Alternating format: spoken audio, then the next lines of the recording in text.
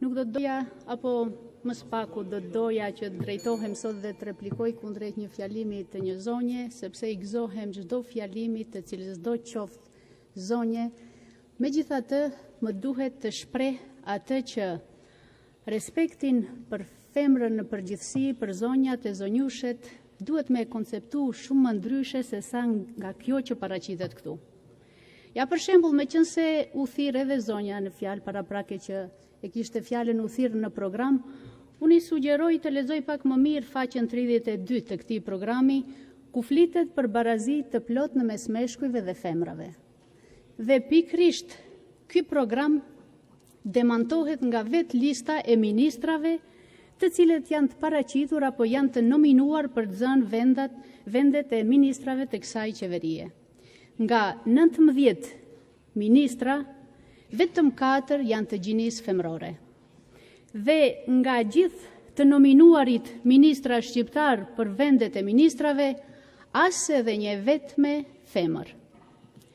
Unë nuk po ju drejtojmë tani zonjave të Bashkimit Demokratik për Integrim, sepse mbase me ata e shoh shumë të arsyeshme pavarësisht bindjeve politike, por edhe etnike dhe fetare me gjithë zonjat e tjera të nderuara, mbase e shifsha të arsyeshme të ngrem iniciativa për ta hjekur ndoshta nga përdorimi këtë identifikimin e femrës me 3-shin, 6-shen e 9-shen, ndërkaq sot po shoh që Bashkimi Demokratik për Integrim me këtë listë për të nominuarit për deputet na çon edhe shumë më pas nga kjo.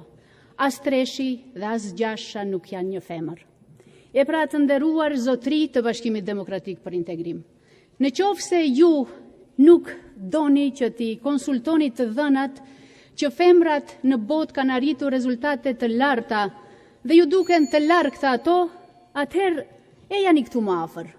Merrni për shembull gjithë ata zonja të nderuara të historisë të femrave shqiptare dhe do të shihni aty, do të takoni që nga nobelistja e paqes Nën Tereza, e nëse doni edhe nga ta pak më luftaraket, ja për shembull judisten, kampionen botërore Majlinda Kelmendi, e shumë emra të tjerë. E nëse edhe këta ju duken të largta, atëherë të nderuar zotëri të Bashkimit Demokratik për Integrim, niseni dhe shifni nga vetvetja, dhe duke parë nga vetvetja mos harroni se edhe ju të jeni të lindur nga një femër. E pra, në qoftë se nuk u turprua ta spak kur i nominuat këta emra për ministra, atëhere spaku turproheni nga ata që sadofon që të ktheheni në shtëpitë e juaja, ju presin për t'u hapur derën. Nënat, motrat dhe vajzat e juaja. Faleminderit.